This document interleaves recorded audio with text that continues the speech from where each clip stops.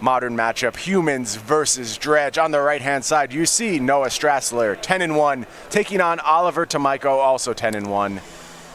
Are all your cards foil? No, my Eldrazi Tron cards are not foil. That's delightful. That predates my foil obsession, so you should be safe.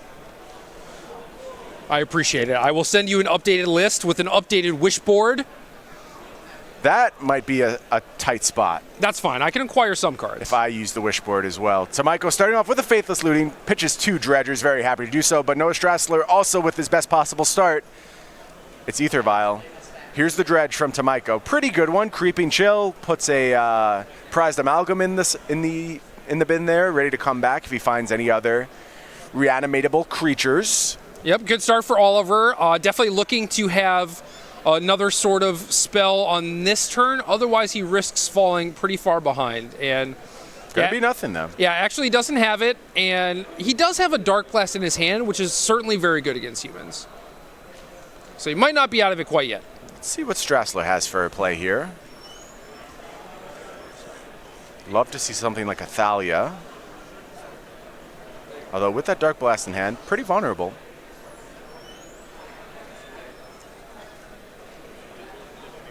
I think Strassler just passed. I think there's going to be no play here. Yeah, this probably indicates a 1-drop and a bunch of 3-drops in the hand. Makes perfect sense. Tomaijko going to go ahead and fetch. Falls down to 22. Gets a Blood Crypt tapped. And we'll head into Tomaijko's turn. There was a period where Oliver was playing a Steam Vents in his deck to hardcast Narcomoeba and Prized Amalgam, and that's no longer there. Okay. So he could have hardcast Narcomoeba on turn 2 were he playing the Steam Vents. Interesting. I wonder why Oliver made that change. It comes up very rarely, and you still have things like Gemstone Mine to actually make it happen. Okay. So. Not as concerned about it. We're going to flashback Faithless Looting now. Dredging life from the loam. Going to find a Blood Gas, Cathartic Reunion. Happy to put that Blood Gas in the bin. And then just has to take a natural draw, which is definitely not where you want to be. But Faithless Looting is going to allow Oliver to discard some more Dredgers and set up for next turn. Not a super explosive start here from Oliver.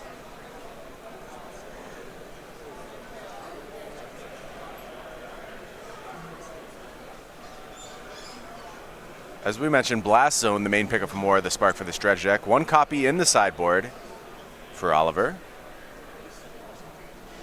Strassler, meanwhile, Champion of the Parish, entering the battlefield off that Ether Vial.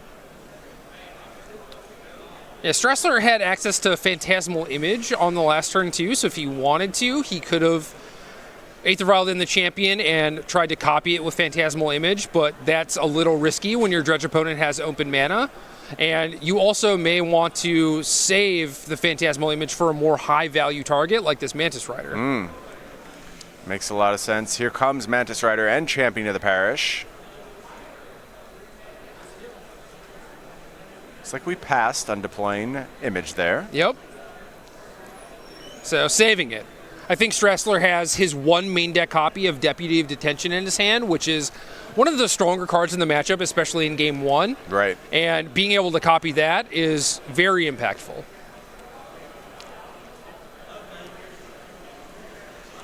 Reflector Mage as well. Now, this is basically what Humans wants to do. Just build a battlefield position, assemble a little bit of a clock, try to not lose your entire board to a Conflagrate, and then keep the opposing battlefield clear of things like Stinkweed Imp, Prized Amalgam, Narcomoeba, so that they don't have things to actually block with. Strassler, very traditional looking Humans build here. You can go ahead and take a look over on Cardboard Live. 1 Deputy Detention, that's a card that's creeped up in numbers over the past few weeks. Card is great. I played 3 copies in my main deck at MC London. Yeah, flex slots here pretty much filled by Deputy Detention and a Militia Bugler for Strassler.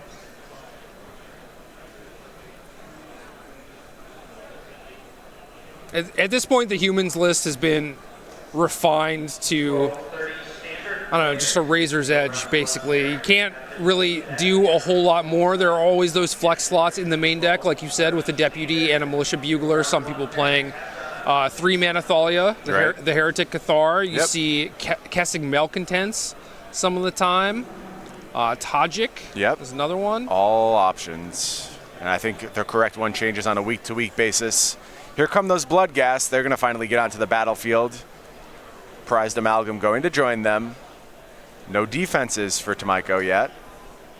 Yeah, not on this turn. Life from the Loam also brought some lands back to Tomaijko's hands. With Conflagrate already in the graveyard. Right, and then next turn he'll also just be able to start hardcasting Stinkweed Imps if he wants to. So this is kind of the defense that Dredge gets to play against a creature deck. And it's not great, you know, but it kind of just does the trick, gives you that extra time, allows you to mill into some more Creeping Chills and eventually conflagrate your opponent out. Right. Yeah, I think this is a big turn for Strassler. Let's see what he wants to do here. Gonna go ahead, cast Phantasmal Image, copying Mantis Rider. Could have made that play in the last turn, worth noting. Gave up 3 points of damage, 4 points of damage actually, because she would have activated the champion. Yeah, and have some more flexibility instead. And Oliver was tapped out at that point too. Right. See if that matters. You get the reasoning behind it. I'm not saying it was incorrect. There's definitely a thought process going on there from Strassler. Just don't know if it's going to prove to be the winning line. Here we see Dark Blast targeting the Phantasmal Image. Strassler's going to go ahead and untap. Tick up that Ether Vial.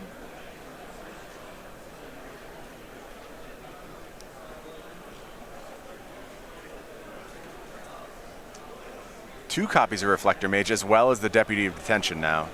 Yeah, and another copy of the Aether Vial picked up this turn, so not going to be much help, but Noah's going to use all of his mana this turn effectively anyway. Yep, returns that Prized Amalgam to hand and brings the beats. 6 points of damage headed Tomaijko's way. Tomaijko's going to fall to 7 points, I'm sorry. 3 counters now on that Champion of the Parish. And Aether Vial with Deputy of Detention or Reflector Mage at the ready. Pretty promising position for Strassler. Let's see if Tomaijko can find a way out of the human's grinder. It feels like a grinder when you're up against humans. They just close off your options, beat you down, and next thing you know, the game's over.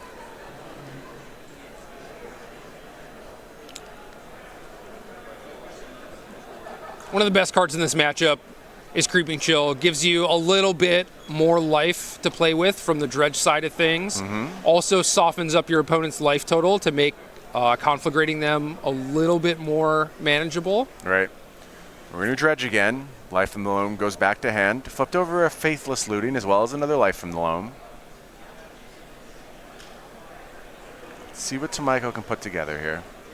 Yeah, looting not bad, but Oliver's kind of in an awkward position where he really wants to deploy a Stinkweed Imp this turn, but only has access to 5 mana, so he can't necessarily do both. Here come those Bloodghast. They're going to rumble in. And this is basically free for Oliver. The Bloodghast can't block no matter what, and if Noah wants to take this, he gets closer and closer to Conflagrate range. Right. And if the Bloodghast do die in combat, Oliver can potentially Faithless Looting away Prized Amalgam, make his land for the turn, bring back the Bloodghast, trigger the Prized Amalgam. So this is free and basically all upside no matter what happens for Oliver. Strassler knows that. Thinking whether he can afford to make a block here. Gonna do a little counting, a little math. It's also tricky too because of the conflagrate, so any additional damage that gets put on your creatures makes it that much easier for Oliver to actually take them out. Of course. And that's probably what Oliver's going to try and do this turn. No blocks from Strassler. Gonna fall down to 10. So if Oliver wants to clear Strassler's side of the board, he's going to have to conflagrate for 10, at which point you could just do it to Noah directly to kill him. And I trust Noah to have done the math. Looks like Oliver's capable of conflagrating for 9, which means he can't clear the board but can take out the 2 biggest threats. So big turn. This turn is going to matter a lot. Let's see what Tomaijko decides. He's going to start by casting Life from the Loam. 3 lands available, bulking up that hand size a little bit. Incredibly important in conjunction with Conflagrate.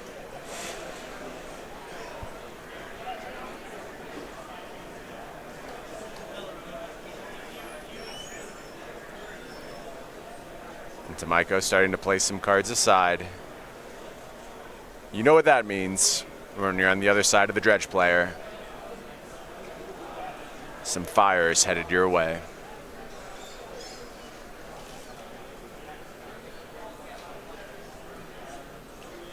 It's like Tomaijko maybe wants to leave a couple cards in hand.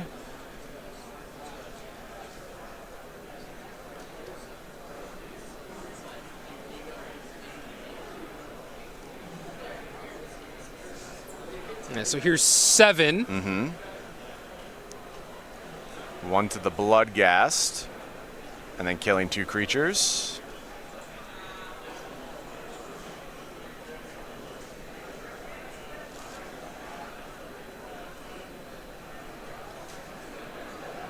So he's targeting the Bloodghast, so he's able to get that prized amalgam back on this turn. Yeah, heads up play from Oliver for sure.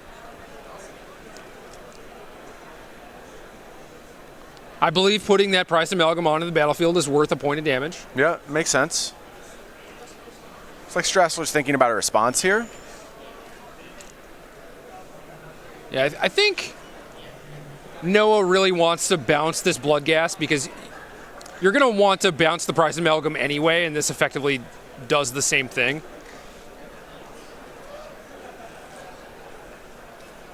Or this works too, Deputy of Detention, where you just want to prevent the Bloodghast from going to the graveyard. Makes sense, yeah.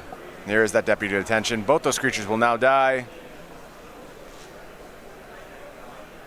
No trigger on the champion of the parish, unfortunately. Not a human is Deputy of Detention. The Dalkin Wizard. Strassler untaps, takes a draw. What did he find?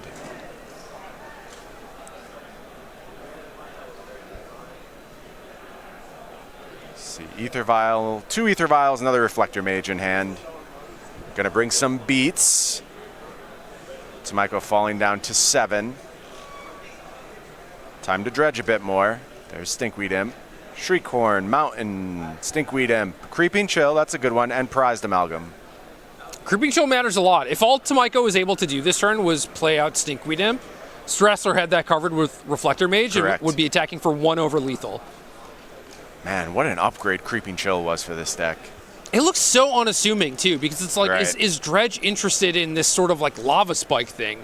Turns out it is. Yep. It's huge. Yep. I bristle when people call cards free. It's something that really bothers me because so few cards actually are free. Creeping Chill is super close in this deck. It doesn't cost you much to include it, and the impact is huge. Yeah, softening your opponent up, gaining a little bit of life to give you like that extra turn that you need is So pretty big important. deal. So important so many times. Getting your opponent closer to 10 to turn on Bloodghast and give them haste too is huge. Yeah, so we found Ooh. 2 Narcomoebas with this Dredge, as well as a 3rd copy of Prized Amalgam.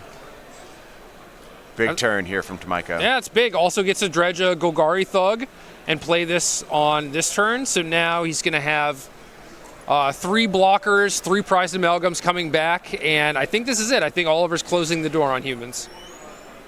Let's see what Strassler can put together. Not many options left here. Has that Reflector Mage in hand.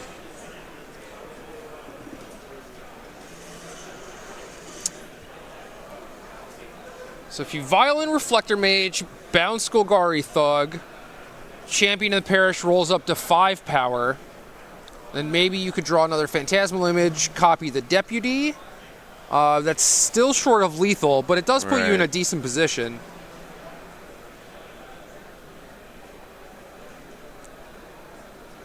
Let's see if Strassler wants to deploy this Reflector Mage here. Certainly relying on the top of the library at this point if he's going to find a way out of this situation. Is going to deploy the Reflector Mage. Going to target a Narcomoeba, not the Thug.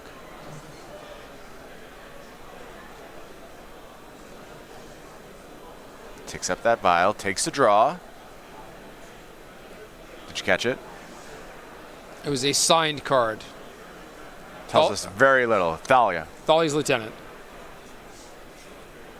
Thalia's lieutenant. Okay. Makes things a little interesting.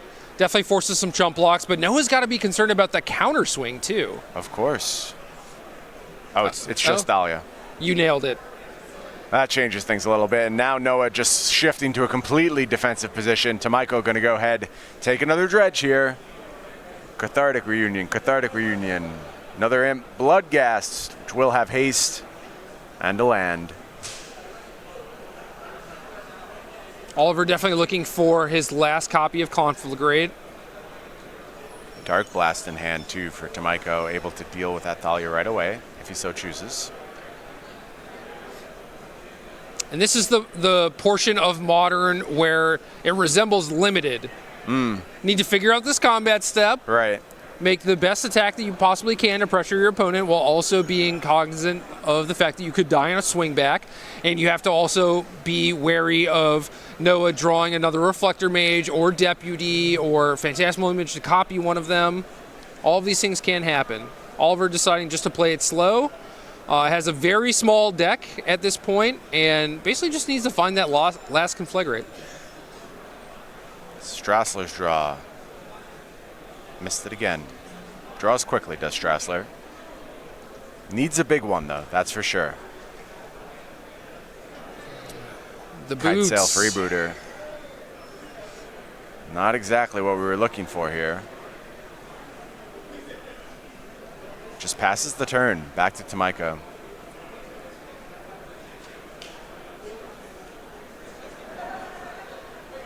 Time to dredge life from the loam. Gemstone Mine, Treecorn, land. All bricks. Not what Oliver was looking for there. Doesn't really matter all that much. In a pretty safe position presently. Yeah. Looks like we're lining up a bigger attack this time around.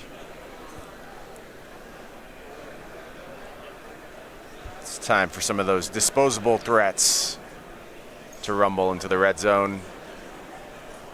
2 prized amalgams and a Narcomoeba going to be the attack force this time. Time to bring in the Kite Sail Freebooter. It's going to look to make a block on the Narcomoeba.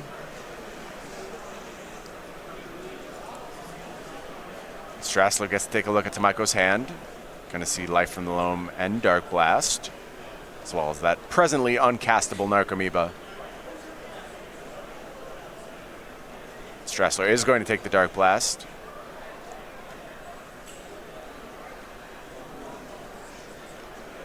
Time for some blocks.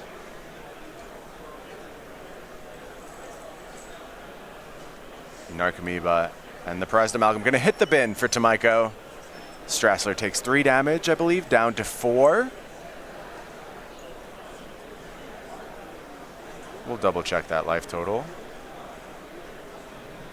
I think it's just the amalgam getting through, right? Yep.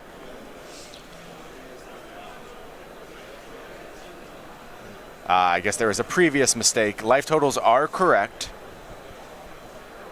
Narcomoeba did attack on the previous turn. Right, and that was not reflected in our last life totals. So 10-3 is the correct total presently. 7 or 8 cards left in Tomaijko's deck. All the Creeping Chills are gone, I believe. Definitely more Conflagrate.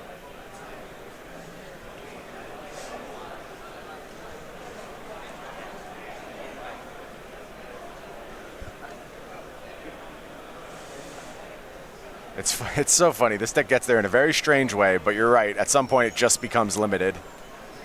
Attacking and blocking. Here's a Faithless Looting that's going to bring back a Narcomoeba, puts a Bloodghast into the graveyard, as well as another prized amalgam. There's the Conflagrate. There's Creeping Chill. 1 copy left, and that is going to do it. Oliver Tomaijko takes down game 1 against Noah Strassler, and we're going to go to sideboards, figure out how these players can adapt as we head into game 2. That's kind of how this matchup goes. If Dredge gets long enough, it's eventually just going to build up a battlefield presence, shut humans out of the game. Yeah, exactly. And I think without a fast enough start or without enough Deputy of Detentions, the humans deck is not quite fast enough to get there. Right. Why don't we go ahead and take a look at sideboards here. You see over on the left-hand side is Tomaijko's sideboard, 4 copies of Nature's Claim, 3 Lightning Axe, 3 Ancient Grudge, 2 Leyline of the Void, 1 Blast Zone, 1 Assassin's Trophy, and 1 Alpine Moon. Jerry, what are you doing if you're Oliver? Blast Zone is so incredible against humans, especially if you have life from the loam. Other than that, Oliver gets access to things like Lightning Axe and Assassin's Trophy, basically just things that are spot removal. Humans doesn't typically have a lot of graveyard hate. If they do, it's like 1 copy of Grafdigger's Cage, but the Blast Zone and Assassin's Trophy help insulate you against that a little bit. I don't think you necessarily need to board in things like Nature's Claim or Ancient Grudge in the dark. That makes sense to me. Meanwhile, over on Strassler's side, we are looking at 1 Militia Bugler, 1 Sin Collector, 1 Warlord Rogue, 2 copies of Dismember, 2 Gaddock Teague, 3 Auroch Champion, and 3 Damping Spheres not pictured here. Also, 2 more copies of Deputy of Detention waiting in Strassler's sideboard. Definitely like the deputies. Gaddock Teague is fine against Conflagrate, but it's not free to bring in because it's not a human. It's a little bit awkward with your Cavern of Souls and your unclaimed territories and stuff. But the real all-star here, and one of the reasons why all these humans players play it in their sideboard, is Auroch Champion, just for this matchup, because it's able to block and attack through all of Dredge's creatures except for Narcomoeba. It gains you a bunch of life over the course of the game, which puts you out of Conflagrate range. And I've heard a lot of stories about people just like doubling and tripling up with Auroch Champion against Dredge, Dredge being unable to win, and the humans player just decking them. That's crazy. Now, crazy path to victory for the humans deck. Now, granted, this is all before Blast Zone. Sure. So having the single copy of Blast Zone, along with Life from the Loam, gives Dredge an easy out to these Auroch champions. It might take some time. It isn't easy per se, but the damage eventually. Yeah, the humans player still might be able to gain a bunch of life and stop the Dredge deck from actually killing them. So the Blast Zone, it's possible it just comes too late. So we'll see how this plays out. I'm in the camp that Auroch Champion is very good against Dredge, but you don't necessarily need it in your deck. I do think that you can just disrupt them, beat them down, and that's fine. But given that Blast Zone exists, I think Noah might have to take a little bit more of a proactive stance and not just sit behind those Auroch Champions forever. We'll have to see what Strassler's setup looks like in these post-board games. If you're curious about how the Dredge versus humans matchup plays out, or a bunch of other matchups in modern, standard, legacy, future formats that don't even exist yet, the only place to go is, of course, Versus Live. Every Tuesday and Thursday at 1 p.m. Eastern, you'll often see Ross Merriam and Todd Anderson battling with some of the best decks across all the formats. Twitch.tv/SCG Tour. You just watched that between rounds. You saw Ross and Todd going to war. It happens every week, and you can be there live, participate in the chat. It's a great time. I always try and check out Versus Live when I can. And I hear there's special guests coming to Versus Live very soon. That's just what I'm hearing. Rumor mill is churning. Jerry, you know anything about that? The thing I was thinking about was Corey Baumeister joining the squad. Very cool stuff. Happy to have Corey on board with StarCityGames.com, of course, one of the best content creators and Magic players out there. A very welcome addition to the team. But yeah, I'm doing some work. I'm hustling. I'm trying to get in there. I'm going to be in Roanoke for 2 weeks. Let's see if they let you in the door. They try and keep it classy over on Versus Live. I don't know if you really fit with their decorum, but we'll see. Doing my best. We'll see if we can squeeze you in there. But if people want to see me on Versus Live, definitely give a shout out to Cedric Phillips on Twitter. Bother him. Let him know the people want Jerry. No, I can't emphasize enough how important it is to always be bothering Cedric Phillips. Like, really, regardless of what you want in your life, in Magic, in the world, tell Cedric about it. Tell him right now. Go ahead and blow him up. Let him know. Cedric, I'm trying to achieve X. What can you do for me? At Cedric A. Phillips on the Twitters. Right. You see him right there in the background hovering over Oliver Tomaijko. You know that he's checking his phone. He's updating his Twitter. I want to see a puzzled look on his face right now as his phone just explodes. I want it to burst into a ball of flame in his pocket. 100 notifications. Let's go. And this, my dear friends, is why I turn notifications off Very smart. for Twitter. Very smart, Jerry. Players just shuffling up here for game 2. I can see Cedric's pockets vibrating from here. Not a lot of time left on this round either. No, that was a long first game, and often can be the case when Dredge is forced to work through its entire library. I don't think both players were glacial in their pace, but they are 2 deliberate players, I will say that. Very thoughtful players. Yeah, definitely agree with that. Might have to pick up the pace a little bit. Drawing those cards one at a time doesn't help the pace of play. Jerry with the staunch criticisms of the players here, not drawing their cards as efficiently as possible. Don't ever watch me play, Jerry. You'll throw up in disgust. Yeah, I tried, and that's exactly what happened. I believe it. Faithless Looting cast here from Tomaijko. Going to go ahead and put a Dredger and a Conflagrate into the graveyard. But Strassler again with the ideal start. It's Aether Vial. Oliver had a little bit of a risky keep, only 2 mountains, didn't have access to a green source. Thankfully, Faithless Looting delivered that. So now Oliver basically has all the stuff that he could possibly want. Faithless Looting on turn 1, gets a Dredge 5, gets a Cathartic Reunion on 2. Faithless Looting always delivers. It's like Cedric Phillips. If you ask it for something, it will get it for you. Here's the Dredge of that Stinkweed. It's going to put Narcomoeba onto the battlefield. Also a Bloodghast sitting in the graveyard now. So the train is rolling for Tomaijko. As you mentioned, found that green source off the last Faithless Looting. Going to go ahead and get the landfall trigger on the Bloodghast, bring it back to the battlefield. So far, so good from Oliver.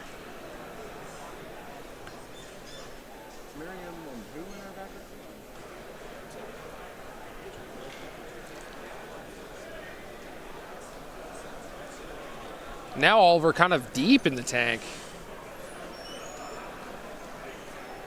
Sequencing on these first few turns, very important for the Dredge deck. For sure.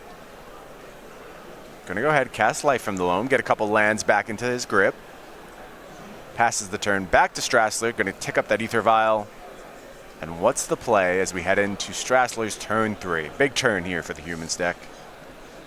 No battlefield presence yet, but they can just explode onto the battlefield very quickly. Yeah, thanks to the Aether Vial mostly. Right. If Strassler didn't have Aether Vial on 1, at this point I would just be willing to count him out. But with the Vial, it's very clear that he's setting up for a couple of explosive turns. Mm-hmm. There's a Mantis Rider in Strassler's hand, I believe, so that could be step 1.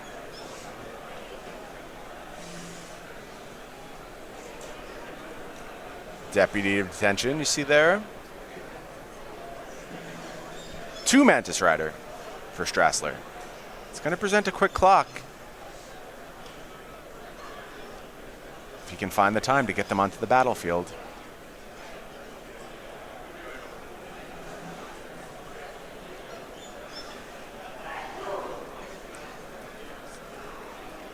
It is time for Mantis Rider.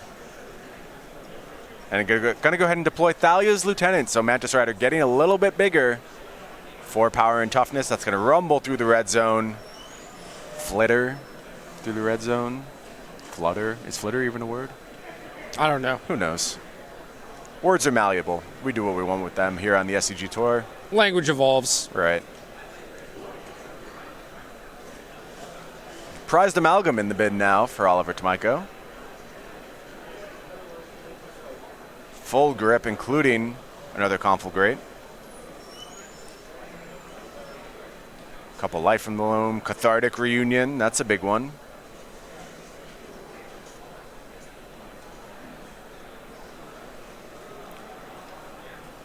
Just like last turn was a big turn for Strassler's battlefield presence, I feel like this one might be a big turn for Tomaijko. It certainly could be. I mean, Oliver basically just has all the options. If he wants to dredge harder with Cathartic Reunion, he can certainly do that. If he wants to try and Conflagrate Noah's board, he can do that too. Can flashback a Faithless Looting, play out a Stinkweed Imp. Tons of options. He can basically take this game in whatever direction he wants. Looks like he's sorting some cards for that Cathartic Reunion.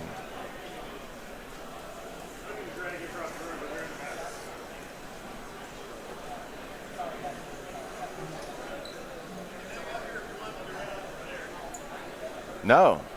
It's Conflagrate. Conflagrate for 3. Going to clean up the battlefield of Strassler, and you see why that play was so attractive to Tomaijko. A lot of impact from that card. Yeah, you can try and go fast, or you can try and slow your opponent down. And I think if you are removing the human deck's battlefield presence, a lot of their cards become so much worse. Reflector Mage, bouncing your creature is only a thing that sets you back a little bit, and that thing is actually punishing if your opponent has a battlefield presence and is actually pressuring you. Absolutely. Here comes that second Mantis Rider. That's going to get in some more damage. Tomaijko falling to 13.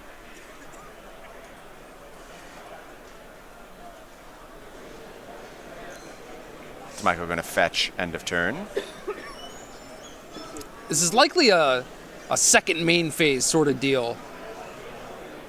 Yeah, Blood Gas comes back, triggers the Prize Amalgam, then at end of turn, the Prize Amalgam comes back. Yep, exactly.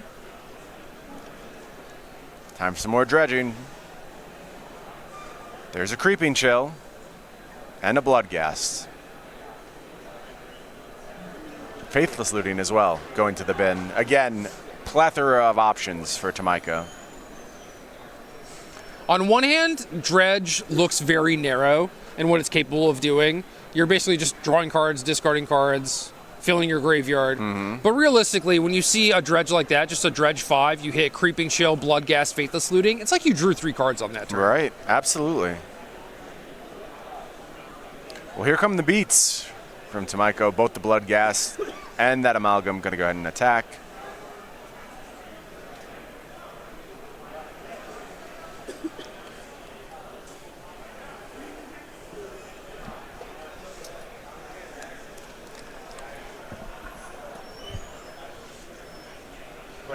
I wonder if Oliver just thinks that he's in such a commanding position this game that he can probably pressure his opponent while still holding back the Cathartic Reunion in the face of any sort of like Ravenous Trap or anything like that. I think I mostly agree with that stance. Yeah, no, I do too. Not having a hard time finding pressure here. Going slow and steady, dealing with Strassler's battlefield presence. A very low-risk Dredge game, I would define it as.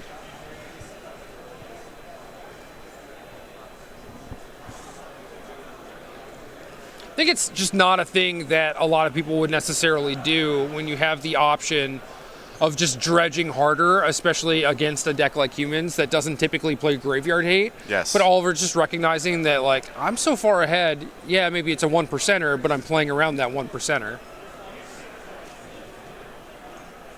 So Mantis Rider gonna block Blood Gas. Deputy Detention comes down, gobbles up that prized Amalgam. No damage. Headed Strassler's way here. What's the follow-up? Certainly a profitable combat step for Noah. Yep. But he needs to start swinging things in the other direction. Again, we saw what happened when the game went really long in the last game. You don't have infinite time against Dredge. Especially now with that Blast Zone. Yep. That's going to become a problem at some point, too. It'll show up eventually. You know that.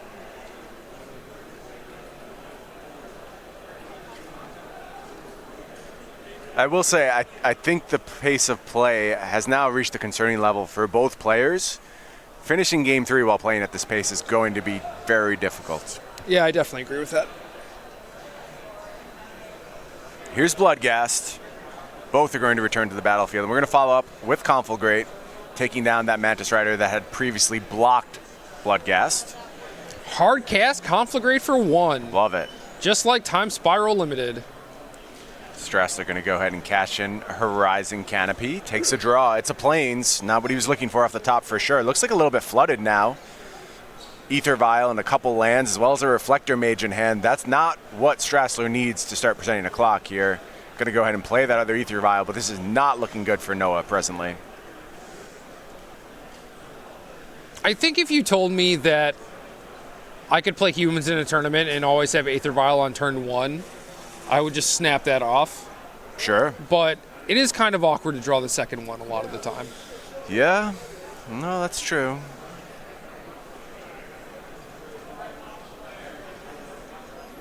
Especially in a critical mass deck like Humans, which are really looking to combine a lot of its pieces together. But you got to play it. It's too powerful. I don't think this deck exists without Ether Vial. So yeah, of course. It is what it is. There just might not be a worse feeling than being in sort of a close game state, drawing the land for your turn, Yep. cracking Horizon Canopy, drawing an Aether Vial, and you're just like, all right, I have basically nothing to do on this turn. I'm effectively dead. Yeah. Been playing a little bit of Death and Taxes in Legacy, same type of situation you often find yourself in. I could see that. Tomaijko thinking about his land drop for the turn. Looks like it's going to be Blood Crypt untapped. Takes a little damage, falls to 13. Bloodghast re-entering the battlefield, and it's time to flash back a Faithless Looting. Going to return Life from the Loam, Shriekhorn, Narcomoeba, Ancient Grudge. I think that's a fine card to bring in as a hedge. I don't think you necessarily need to, but I think this game with the Cathartic Reunion specifically has shown just how willing Oliver is to take these stances where he can just try and play around everything. It's oddly like the control deck here. Well, it's time for Reflector Mage to come down. That's going to return the prized Amalgam. Strassler takes a draw here.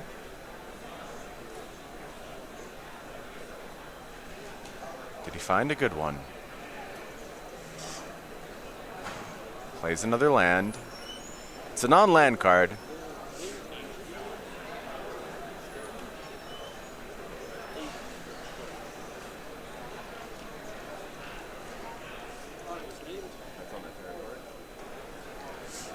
I think his card in hand is a Thalia.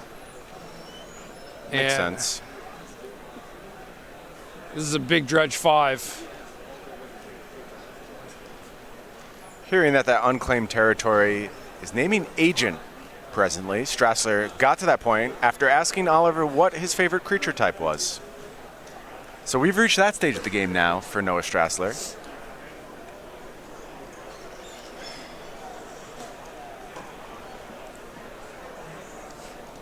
Narcomoeba's aplenty on Tomaijko's side. Going to go ahead, cast Life from the Loam.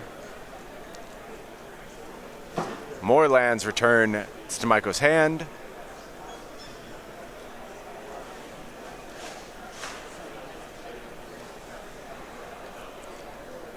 Going to do some discarding. It's time for a big Conflagrate. 4-7. That is going to do it. Oliver Tomaijko moves to 11-1, putting himself in incredibly strong position to make a top 8 here at SCG Louisville. And with Tomaijko sitting at 9th place on the leaderboard, I can't tell you how impactful a big finish would be here. It really changes the entire landscape of Tomaijko's next 2 weeks as he has to get ready to prepare for one of the bigger tournaments of his life, the Invitational. I think I am ready to see the Players' Champion, Oliver Tomaijko, former U.S. national champion, beat me in the finals even. Yes, he did. And I was fine with it. Yeah, that makes sense. We want to get to a time walk match. We need just a second. It's going to be real quick. Oh, wait, no break? No break. Time walk match. We're going to get it together. Give us just a few seconds. We'll unpack what we were saying there a little bit longer. You saw Dredge versus Humans, a common modern matchup, and I love the way Tomaijko just understands his roles so perfectly. Totally willing to be this bizarro control deck. Yeah. But I think Blast Zone has a lot to do with that. You kind of have taken back the inevitability and don't have as much to fear from something like Auric Champion, which you mentioned. Right, and I think Dredge normally took that stance. They always tried to be the control deck, slow down the game, eventually win with Conflagrate rather than just like killing your creatures or killing you directly. And I think that's why a lot of the players went to this Auric Champion plan, was that, well, I can actually just play your game and eventually deck you. But yeah, like you said, Blast Zone, again, changes things to the point where it's really tough for the Humans deck to actually just sit back and do that sort of thing. And I think it is right for the Dredge deck to just be the control deck again. Yeah, and Oliver figured that out. Well, we do have our time-shifted match ready now. No break necessary. Why don't we head down and see who we have battling. It's going to be Tariq Patel versus Ross Merriam. Both players playing Is It Phoenix, doing something with some bizarre cards I've never seen before, maybe determining who goes first. I don't know. Too old for this kind of stuff, but I am not too old for fetch lands, which is how we're going to start this game. It's going to be Thing in the Ice on Tariq Patel's side of the board. Ross Merriam also doing a little fetching, finding basics. Lots of high-speed shuffling here. got to watch the Ross Merriam versus Abe Corrigan match earlier, and the way Ross's draws turned out, he was very focused on Thing in the Ice, and Abe's were very focused on Pyromancer Ascension. Makes sense with the setup of these two decks. Yep, exactly. And Ross eventually came out on top thanks to his one copy of Set Adrift. Interesting. I don't know if there's an edge, a huge edge, on one side or the other here, but obviously the Patel version of the deck, a little bit more focused on Pyromancer's Ascension, has things like the Noxious Revival. Ross Merriam, a little bit more of a traditionalist. None of that newfangled Pyromancer Ascension. I shouldn't say none. There's 2 copies of Pyromancer Ascension. It hasn't gone as hard as Patel has. He still likes his Crackling Drake and his Snapcaster Mage. Yep, he does. Ross also really likes listening to music from the 60s and 70s, so it makes sense. Are you saying Ross's technology may be lagging behind a little bit here? Or he just knows what he likes. Sure. But yes, I would say it's lagging behind. Okay. I gave you the diplomatic out. You didn't take it there. That's okay. Metamorphose here from Ross Merriam. Gonna follow that up with the Faithless Looting and a Phoenix in the bin. Time for a Lightning Bolt. That's gonna transform Thing in the Ice. Guarantee a Phoenix return here. And Merriam, the first to get aggressive, attacks with Arclight Phoenix.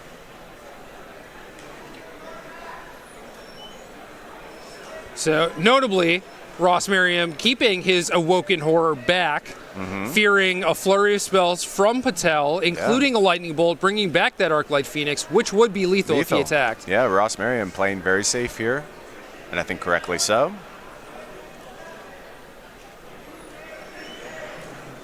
Does Patel have the spells necessary?